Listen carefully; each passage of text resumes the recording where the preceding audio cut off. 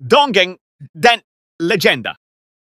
Asal-usul nama Banjarnegara berawal dari masa ketika daerah tersebut masih dikenal sebagai Ganjar Petambakan, sebuah wilayah yang merupakan bagian dari Kadipaten Wirasaba.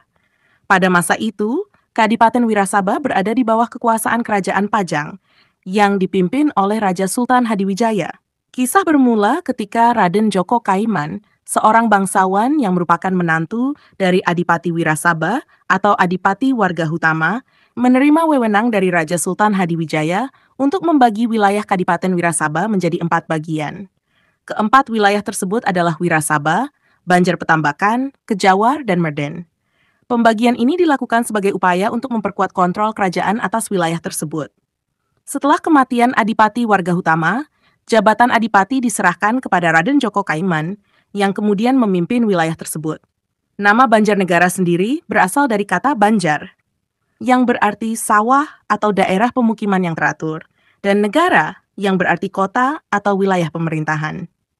Nama Banjarnegara mulai digunakan ketika Raden Tumenggung Dipoyudo atas izin Paku Buwana dari Kasunanan Surakarta memindahkan pusat kadipaten ke dekat Sungai Serayu. Inilah yang menjadi cikal bakal berdirinya kabupaten baru yang dinamakan Banjarnegara. Dalam konteks sejarah, Banjarnegara memiliki arti penting karena menunjukkan proses pembentukan wilayah administratif yang dipengaruhi oleh dinamika politik dan pemerintahan pada masa itu. Perpindahan pusat kadipaten ke lokasi baru di dekat Sungai Serayu juga mencerminkan upaya adaptasi dan strategi pemerintahan dalam mengelola wilayah yang lebih luas dan kompleks. Setelah pusat kadipaten dipindahkan ke dekat Sungai Serayu dan diberi nama Banjarnegara, wilayah ini mulai berkembang sebagai pusat pemerintahan yang baru. Perpindahan tersebut bukan hanya strategis dari segi pertahanan, tetapi juga karena faktor geografis yang mendukung perkembangan ekonomi dan sosial masyarakat.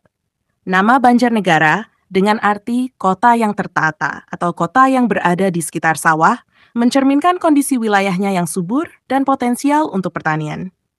Sungai Serayu yang melintasi wilayah ini memberikan suplai air yang melimpah, mendukung kehidupan masyarakat yang sebagian besar bergantung pada pertanian. Daerah ini pun berkembang menjadi pusat ekonomi yang penting di wilayah tersebut.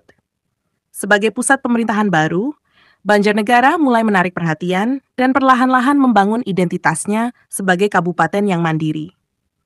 Pada masa itu, wilayah ini tidak hanya menjadi pusat administrasi, tetapi juga berkembang menjadi pusat perdagangan dan pertanian yang menarik para pendatang dari wilayah lain. Selama masa pemerintahan kolonial Belanda, Banjarnegara seperti banyak daerah lainnya di Jawa mengalami berbagai perubahan administratif. Namun, identitas Banjarnegara sebagai kabupaten yang mandiri tetap terjaga. Pembangunan infrastruktur seperti jalan dan jembatan yang sering dilakukan oleh pemerintah kolonial semakin memperkuat peran Banjarnegara sebagai pusat kegiatan ekonomi di daerah tersebut.